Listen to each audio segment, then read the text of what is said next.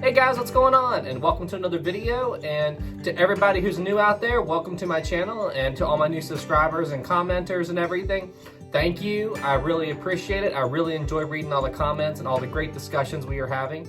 And yeah, anyway guys, please hit that like button. Please subscribe to my videos. And all right, let's get into the topic of today's video.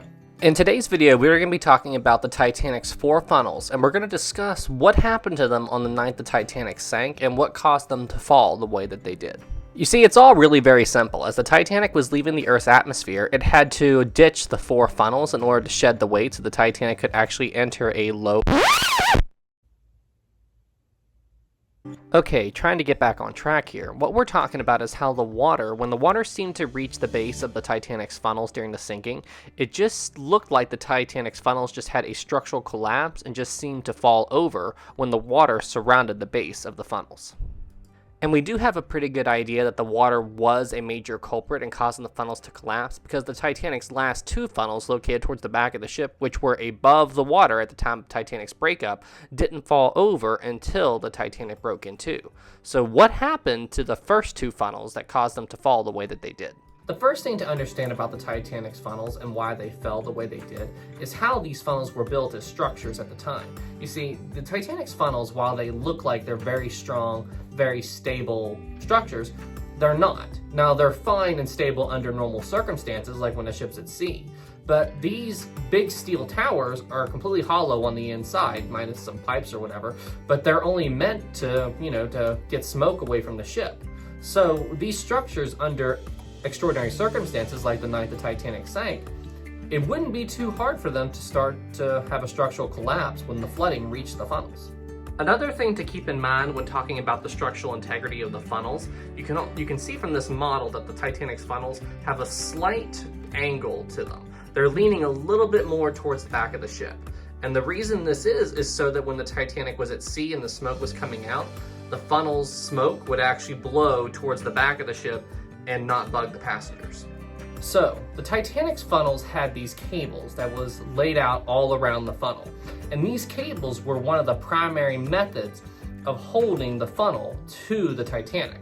Now, the Titanic's funnels also had some bolts and rivets around the base of the funnel, and that also was some support of holding it down. But the primary load of the Titanic's funnels, keeping it bound and held to the ship, were done with those structural cables that you see on all the pictures of the Titanic surrounding the funnels.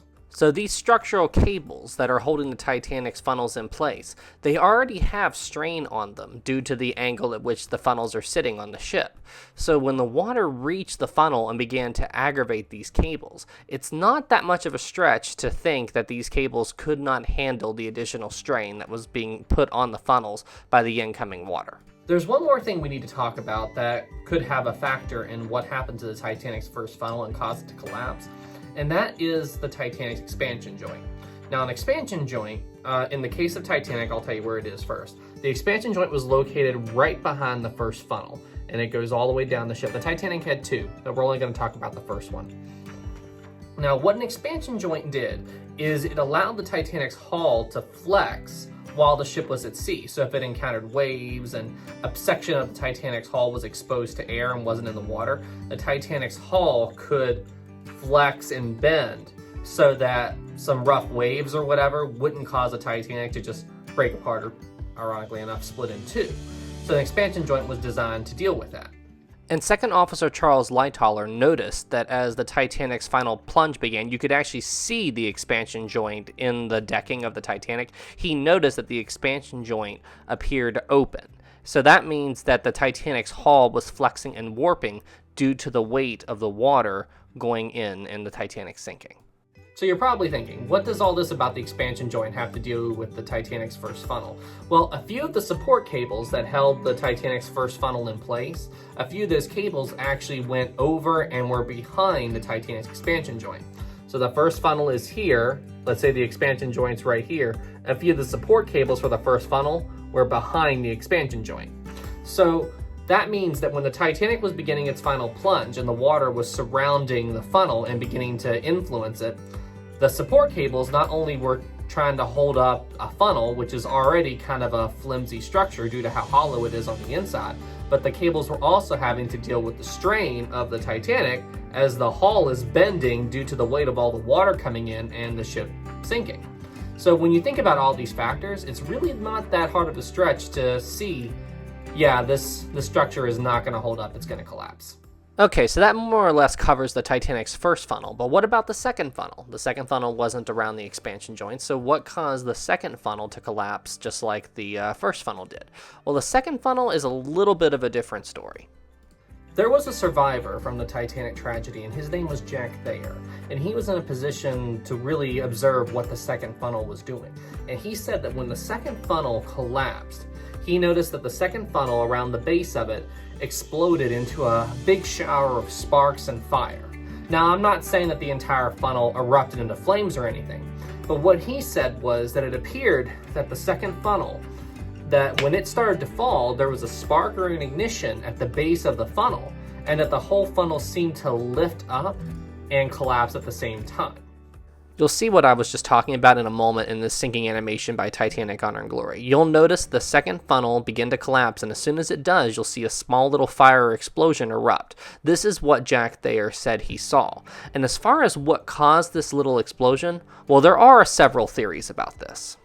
So, as I said, there are several theories into what caused this initial spark or this explosion.